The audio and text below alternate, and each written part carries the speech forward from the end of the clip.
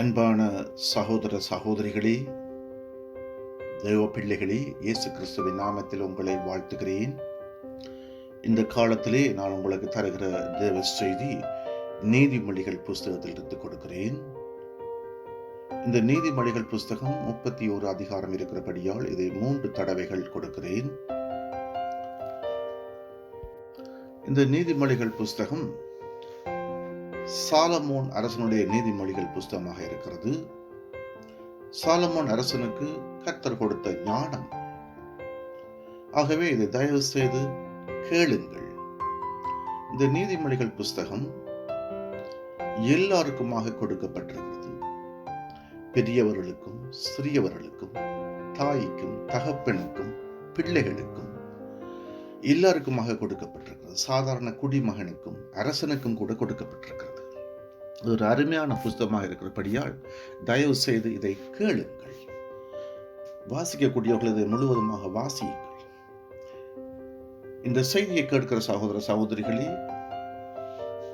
இந்த செய்தியை தயவு செய்து பைபிள் வாசிக்க முடியாதிருக்கிறவர்கள், கண் பார்வையற்றவர்களுக்கு இதை ஷேர் பண்ணுங்கள். அவர்களும் இதை கேட்கட்டும், நீதிமொழிகளை அறிந்து கொள்ளட்டும்.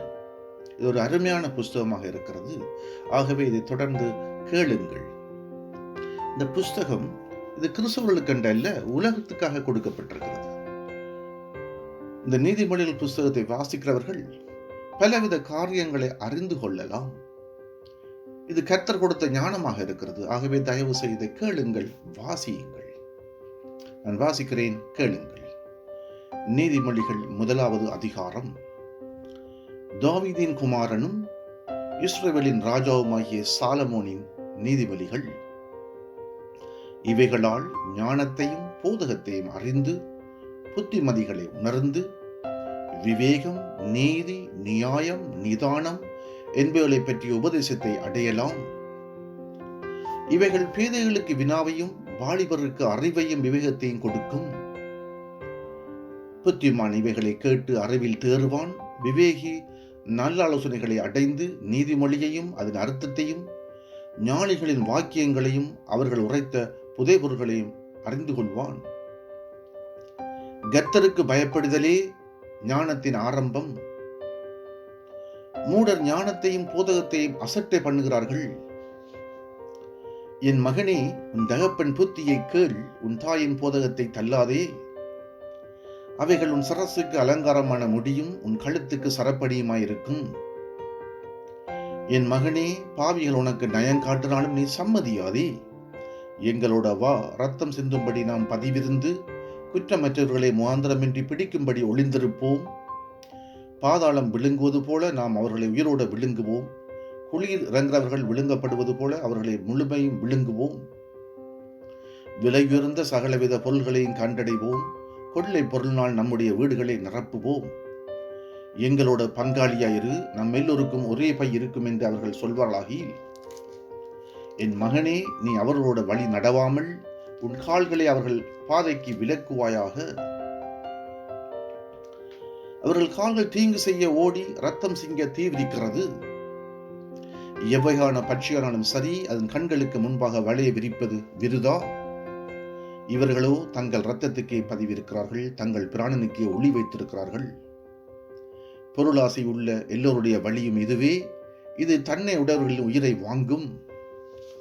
ஞானமானது வெளியே நின்று கூப்பிடுகிறது, வீதிகள் சத்தமிடுகிறது. அது சந்தையில் உள்ள தெருக்களின் சந்தியிலும் ஒளிமுக வாசலில் நின்று கூப்பிட்டு பட்டணத்தில் தன் வார்த்தைகளை வசனித்து சொல்லுகிறது.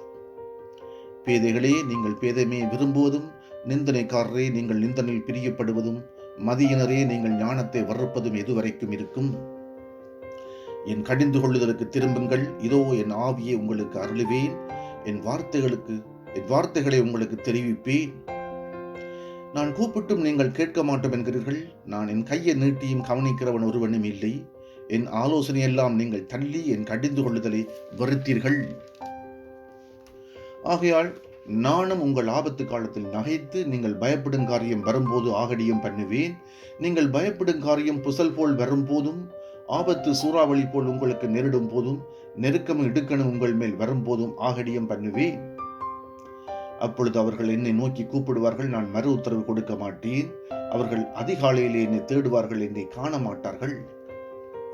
அவர்கள் அறிவை வெறுத்தார்கள், கர்த்தருக்கு பயப்படுதலை தெரிந்து கொள்ளாமல் போனார்கள். என் ஆலோசனை அவர்கள் விரும்பவில்லை, என் கடிந்து கொள்ளுதலை எல்லாம் அசட்டை பண்ணினார்கள். ஆகையால் அவர்கள் தங்கள் வலியின் பலனை புசிப்பார்கள், தங்கள் யோசனைகளினால் திருப்தி அடைவார்கள். பேதைகளின் மாறுபாடு அவர்களை கொல்லும், மூடரின் நிர்விசாரம் அவர்களை அழிக்கும்.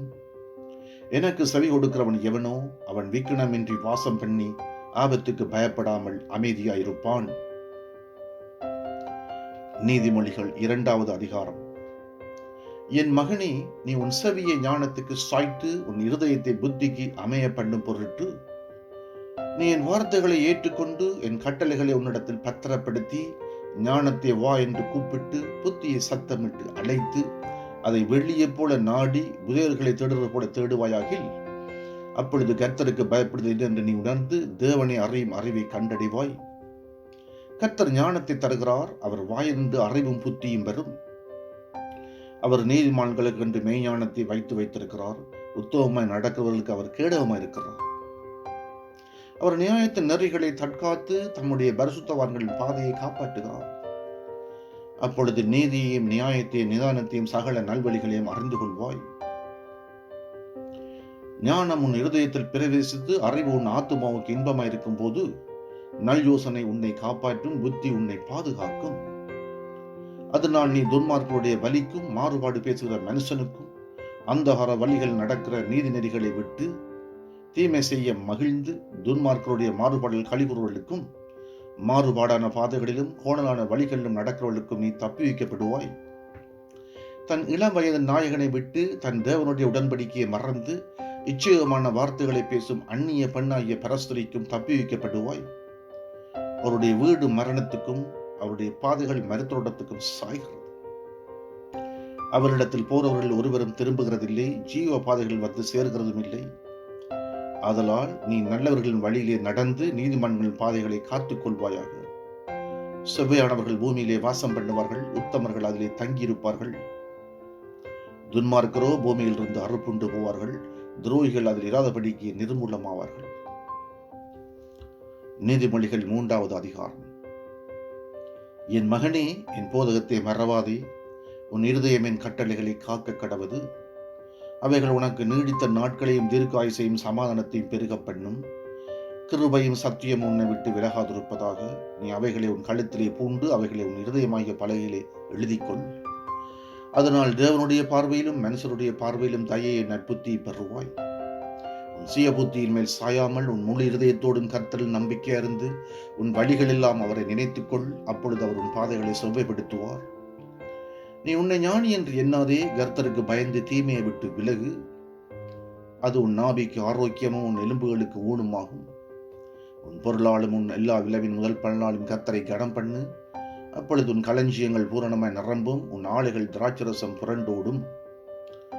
என் மகனே, நீ கர்த்தருடைய சிச்சையை அற்பமாக எண்ணாதே, அவர் கடிந்து கொள்ளும் போது சோர்ந்து போவார்.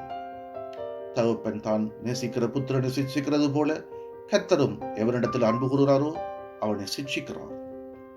ஞானத்தை கண்டடைகிற மனுஷனும் புத்தியை சம்பாதிக்கிற மனுஷனும் பாக்கியவான்கள். அதன் வர்த்தகம் வெள்ளி வர்த்தகத்திலும் அதன் ஆதாயம் பசும் பொன்னிலும் உத்தமமானது. முத்துக்களை பார்க்கிலும் அது விலையேற பெற்றது. நீ இச்சிக்கத்தக்கதொன்றும் அதற்கு நிகரல்ல. அதன் வலது கையில் தீர்க்காயுசும் அதன் இடது கையில் செல்வமும் கனமும் இருக்கிறது. அதன் வலிகள் இனிதான வலிகள், அதன் பாதைகள் எல்லாம் சமாதானம். அது தன்னை அடைந்தவர்களுக்கு ஜீவ விருட்சம். அதை பற்றி கொள்ளுகிற எவனும் பாக்கியவான். கர்த்தர் ஞானத்தினாலே பூமியை அஸ்திவாரப்படுத்தி புத்தியினாலே வானங்களை சாபித்தார். அவருடைய ஞானத்தினாலே ஆழங்கள் பிரிந்தது, ஆகாயமும் பனியை பெறுகிறது.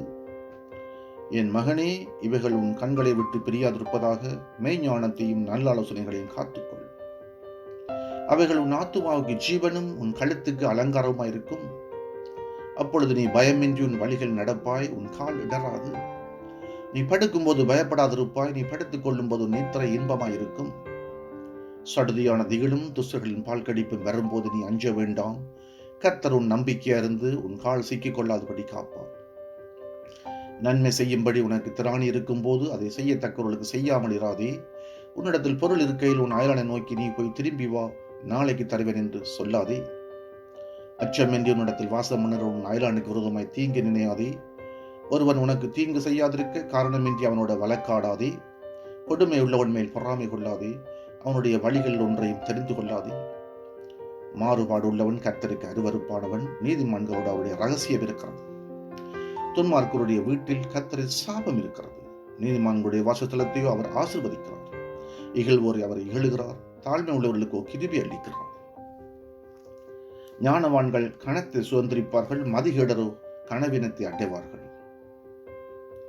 நீதிமொழிகள் 4வது அதிகாரம். பிள்ளைகளே, நீங்கள் தகப்பன் போதகத்தை கேட்டு புத்தி அடையும்படி கவனியுங்கள். நான் உங்களுக்கு நற்போதகத்தை தருகிறேன், என் உபதேசத்தை விடாதிருங்கள். நான் என் தகப்பனுக்கு பிரியமான குமாரனும் என் தாய்க்கு மிகவும் அருமையான ஒரே பிள்ளையுமானவன். அவர் எனக்கு போதித்து சொன்னது, உன் இருதயம் என் வார்த்தைகளை காத்துக்கொள்ள கடவது.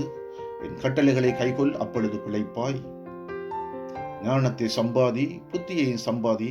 என் வாயின் வார்த்தைகளை மறவாமலும் விட்டு விலகாமலும் இரு. அதை விடாதே, அது உன்னை தற்காக்கும். அதன் மேல் பிரியமாயிரு, அது உன்னை காத்துக்கொள்ளும்.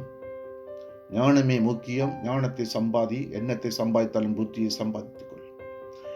நீ அதை மேன்மைப்படுத்து, அது உன்னை மேன்மைப்படுத்தும். நீ அதை தழுவிக்கொண்டால் அது உன்னை கனம் பண்ணும். அது உன் தலைக்கு அலங்காரமான முடியை கொடுக்கும். அது மகிமையான கிரீடத்தை உனக்கு சூட்டும். என் மகனே கேள், என் வார்த்தைகளை ஏற்றுக்கொள், அப்பொழுது உன் ஆயுசின் வருஷங்கள் அதிகமாகும். ஞான மார்க்கத்தை நான் உனக்கு போதித்தேன், செவ்வையான பாதைகளிலே உன்னை நடத்தினேன்.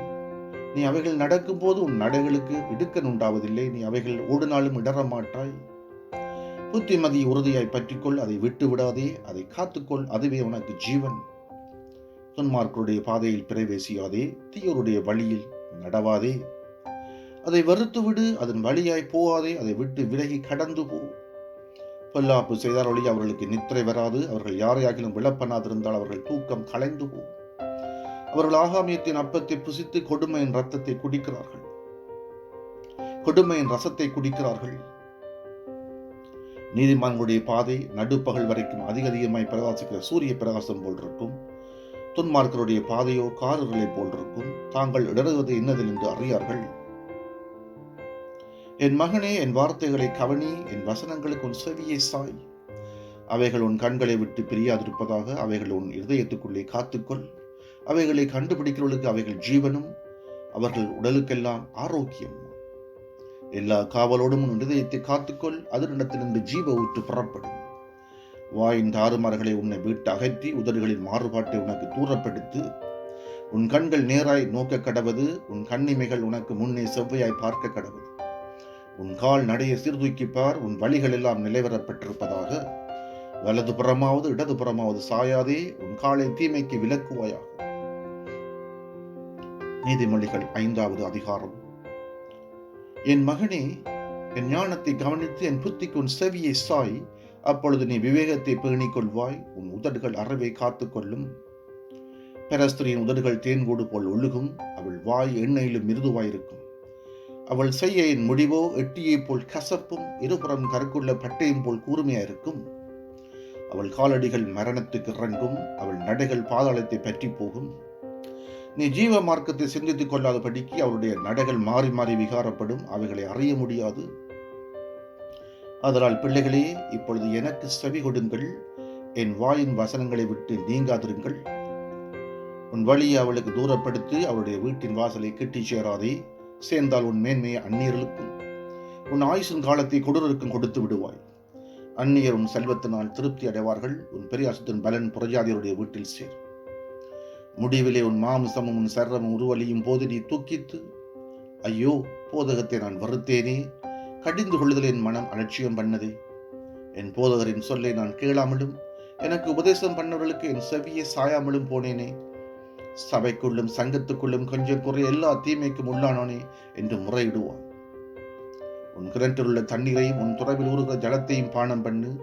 உன் ஊற்றுகள் வெளியிலும் உன் வாய்க்கால்கள் வீதிகளிலும் பாய்வதாக.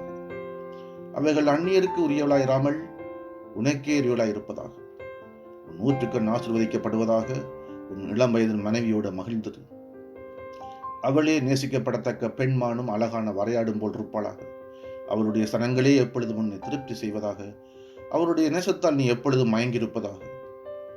என் மகனே, நீ பரஸ்திரியின் மேல் மயங்கி திரிந்து அந்நிய ஸ்திரீயின் மார்பை தழுவ வேண்டியதென்ன? மனுஷனுடைய வழிகள் கர்த்தரின் கண்களுக்கு முன்பாக இருக்கிறது. அவனுடைய வழிகள் எல்லாவற்றையும் அவர் சீர்தூக்கி பார்க்கிறார். துன்மார்க்கனை அவனுடைய அக்கிரமங்களை பிடித்துக் கொள்ளும், தன் பாவக்கர்களால் கட்டப்படுவான். அவன் புத்தியை கேளாதனால் மடிந்து தன் மதிகேட்டின் மீது நான் மயங்கி போவான். நீதிமொழிகள் 6வது அதிகாரம். என் மகனே, நீ உன் சிநேகிதனுக்காக பிணைப்பட்டு அந்நியனுக்கு கையெடுத்து கொடுத்தாயானால் நீ உன் வாய்மொழிகளால் சிக்குண்டாய், உன் வாயின் வார்த்தைகளால் பிடிபட்டாய். இப்பொழுது என் மகனே, உன் சிநேகிதனுடைய கையில் நீ அகப்பட்டுக் கொண்டபடியால் நீ உன்னை தப்புவித்துக் கொள்ள ஒன்று செய். உன் கண்ணுக்கு நித்திரையும் உன் கண்ணிமைக்கு தூக்கமும் வரவிடாமல் உன் சிநேகிதனிடத்தில் போய் உன்னை தாழ்த்தி அவனை வருத்தி கேட்டுக்கொள். வெளிமான் வேட்டைக்காரன் கைக்கும் குருவி வேடன் கைக்கும் தப்புவது போல நீ உன்னை தப்புவித்துக் கொள். சோம்பேறியே, நீ எறும்பினிடத்தில் போய் அதன் வழிகளை பார்த்து ஞானத்தை கற்றுக்கொள். அதற்கு பிரபுவும் தலைவனும் அதிகாரியும் இல்லாதிருந்தும் கோடை காலத்தில் தனக்கு ஆகாரத்தை சம்பாதித்து அறுப்பு காலத்தில் தனக்கு தானியத்தை சேர்த்து வைக்கும். சோம்பேறியே, நீ எவ்வளவு நேரம் படுத்திருப்பாய்? எப்பொழுது உன் தூக்கத்தை விட்டு எழுந்திருப்பாய்? இன்னும் கொஞ்சம் தூங்கட்டும், இன்னும் கொஞ்சம் உறங்கட்டும், இன்னும் கொஞ்சம் கைமுடை கொண்டு நித்திரை செய்யட்டும் என்பாயோ? உன் தரித்திரம் வழிபோக்கனைப் போலவும் உன் வறுமை ஆயுதம் அணிந்தவனைப் போலவும் வரும். பேலியாளின் மனுஷனாகிய ஒரு துன்மார்க்கன் ஆகடியம் பேசி திரிகிறான். அவன் தன் கண்களால் சைகை காட்டி தன் கால்களால் பேசி தன் விரல்களால் போதனை செய்கிறான். அவன் இருதயத்திலே திரியாவரம் உண்டு, இடைவிடாமல் பொல்லாப்பை பிணைத்து வழக்குகளை உண்டு பண்ணுகிறான். ஆகையால் சடுதியில் அவனுக்கு ஆபத்து வரும், சகாயமின்றி சடுதியில் நாசம் அடைவான்.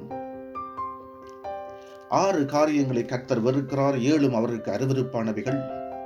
அவையாவன: மேட்டுமையான கண், பொய் நாவு, குற்றமற்றவருடைய ரத்தம் சிந்தும் கை, தூராலோசனையை பிணைக்கும் இருதயம், தீங்கு செய்வதற்கு விரைந்தோடும் கால், அபத்தம் பேசும் பொய் சாட்சி, சகோதரருக்குள்ள விரோதத்தை உண்டு பண்ணுதல் ஆகிய இவைகளே. என் மகனே, உன் தகப்பன் கற்பனையை காத்துக்கொள், உன் தாயின் போதகத்தை தள்ளாதே.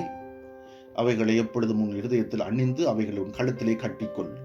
நீ நடக்கும்போது அது உனக்கு வழிகாட்டும், நீ படுக்கும்போது அது உன்னை காப்பாற்றும், நீ விழிக்கும் போது அது உன்னோட சம்பாசிக்கும். கட்டளையே விளக்கு, வேதமே வெளிச்சம், போதக சிச்சையே ஜீவ வழி. அது உன்னை துன்மார்க்க ஸ்திரீக்கும் இச்சகம் பேசும் நாவையுடைய பரஸ்திரிக்கும் விலக்கி காக்கும். உன் இருதயத்திலே அவள் அழகை இச்சியாதே, அவள் தன் கண்ணிமைகள்னால் உன்னை பிடிக்க விடாதே. வேசி நிமித்தம் ஒரு அப்ப துணிக்கையும் இறக்க வேண்டியதாகும். விபச்சாரியானவள் அருமையான உயிரை வேட்டையாடுகிறாள். தன் வஸ்திரம் வேகாமல் மடியிலே எவனாவது நெருப்பை வைத்துக் கொள்ளக்கூடுமோ? தன் கால் சுடாமல் எவனாவது தழல் மேல் நடக்கக்கூடுமோ? பிறனுடைய மனவிடத்தில் பிரவேசிப்பவனும் அப்படியே அவளை தொடுகிற எவனும் ஆக்கினைக்கு தப்பான். திருடன் தன் பசியை ஆற்ற திருடனால் ஜனங்கள் அவனை இகழ மாட்டார்கள். அவன் கண்டுபிடிக்கப்பட்டால் 7 மடங்கு கொடுத்து தீர வேண்டும்.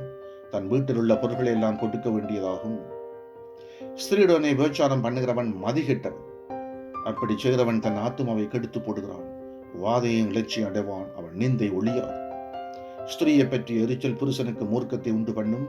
அவன் பழி வாங்க நாளில் தப்ப விடான். அவன் எந்த ஈட்டையும் பாரான், அநேகம் வெகுமதிகளை கொடுத்தாலும் அமர்ந்திருக்க மாட்டான். நீதிமொழிகள் 7வது அதிகாரம்.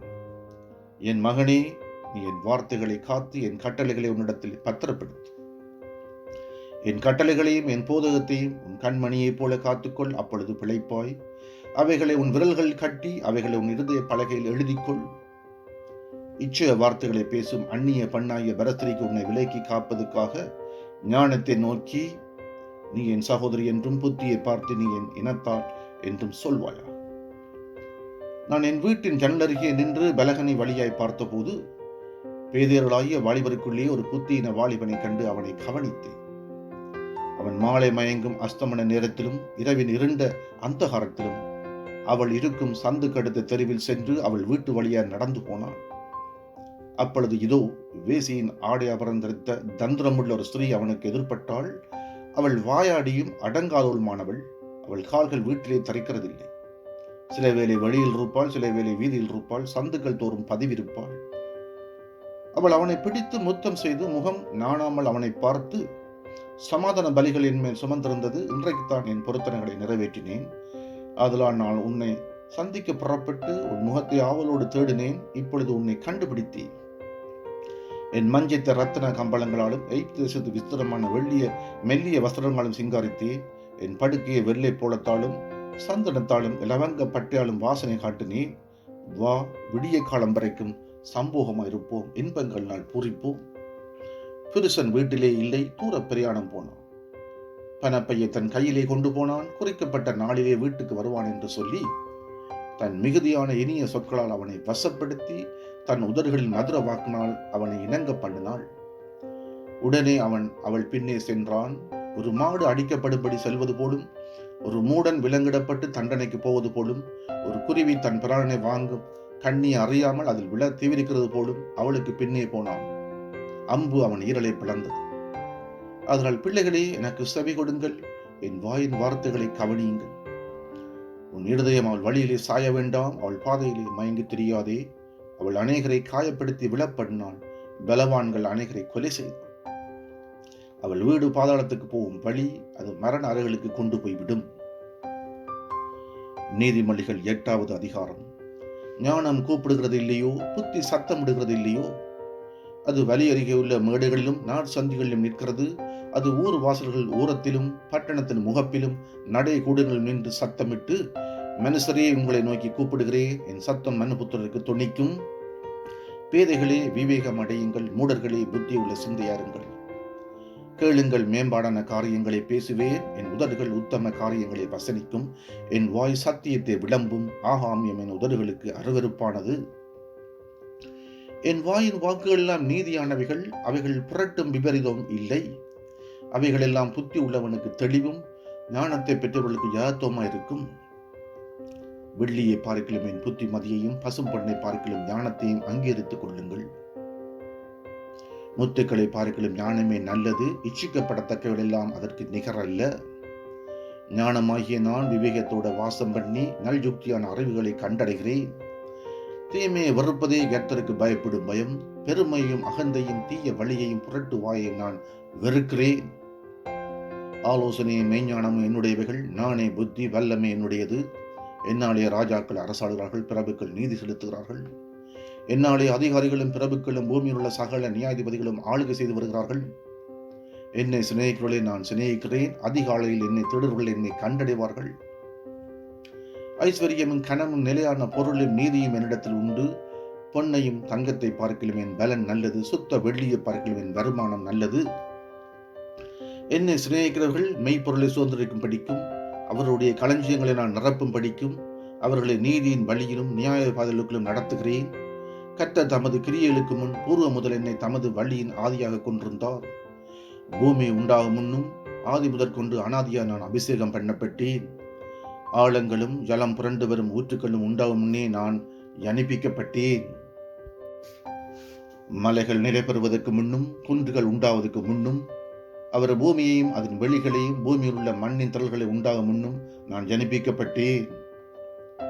அவர் வானங்களை படைக்கையில் நான் அங்கே இருந்தேன்.